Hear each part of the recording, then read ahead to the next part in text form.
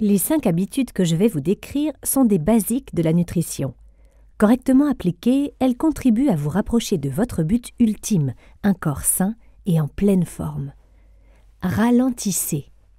Avec les enfants, le travail et toutes les obligations diverses et variées auxquelles nous sommes tous confrontés, il semble difficile de pouvoir ralentir le rythme. Même les repas en font les frais. Beaucoup d'entre nous mangent sur le pouce, entre 2 rendez-vous, et n'ont parfois même pas 1 heure pour cela. Il semble que nous soyons conditionnés à tout faire vite. Vite fait, mal fait ? Ce pourrait bien être le cas quand on sait que le fait de manger vite est l'un des principaux facteurs de surpoids et de mauvaise santé. Il faut tout d'abord réapprendre à écouter notre corps. Bien souvent, nous mangeons plus que ce dont nous avons réellement besoin. Diminuez les doses et prenez le temps de savourer chaque bouchée. Ayez l'esprit à ce que vous êtes en train de faire. Appréciez les saveurs et arrêtez-vous quand vous êtes arrivé à 80% de votre capacité. Pourquoi ? Parce que votre cerveau met entre 15 et 20 minutes à réaliser que vous êtes plein. Des scientifiques ont même découvert que manger jusqu'à la limite de votre capacité signifie une prise d'environ 1500 calories supplémentaires. Ça fait peur, n'est-ce pas ? Alors, pourquoi ne pas essayer de faire des portions plus petites ? Ainsi, vous ne prendrez aucun risque. Des légumes à tous les repas. Pour entretenir votre santé, assurez-vous que chaque repas contienne au moins 100 à 200 grammes de légumes par personne. Essayez de les manger en premier, avant tout autre composant du plat. Ils sont riches en vitamines et nutriments, pauvres en calories, et contiennent tout ce dont votre corps a besoin pour bien fonctionner. Par exemple, l'épinard vous permet de faire le plein de vitamine C, de vitamine K et d'antioxydants. C'est également un anti-inflammatoire et un puissant protecteur contre le développement des tumeurs cancérigènes. Le tout pour seulement 7 calories pour 100 grammes. Faites le plein de protéines. Les protéines sont absolument essentielles pour rester en bonne santé. Elles sont utilisées par l'ensemble des fonctions dans le corps. Consommées en quantité appropriée, elles vont stimuler le métabolisme et contribuer à réduire le taux de graisse corporelle. Sans elles, les muscles perdent petit à petit de leur densité, ce qui a pour conséquence de ralentir le métabolisme. Enfin, après un repas riche en protéines, vous allez vous sentir rassasié plus longtemps et ainsi éviter la tentation du petit encas d'entre-deux. Petite astuce pour calculer votre apport quotidien en protéines. Consommez 1 gramme par kilo du poids que vous souhaitez atteindre.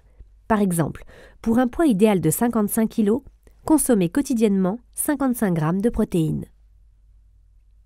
Les glucides, ça se mérite.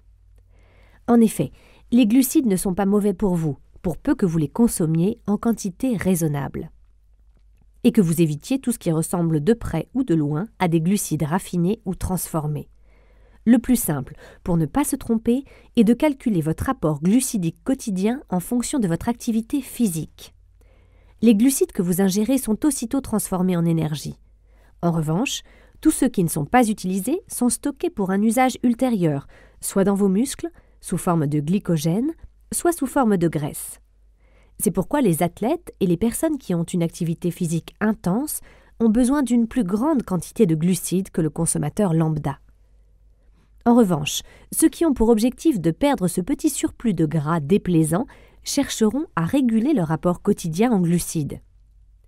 Il est donc généralement conseillé de les consommer à 2 ou 3 heures d'intervalle des séances d'exercice et avant 3 heures de l'après-midi, heure à laquelle la sensibilité insulinique est à son maximum.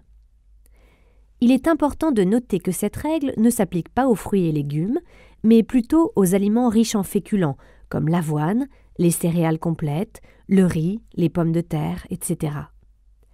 Parce que les fruits et légumes sont riches en sucre, certaines personnes cherchant à perdre du poids voudront les conserver dans la catégorie glucides bien mérités.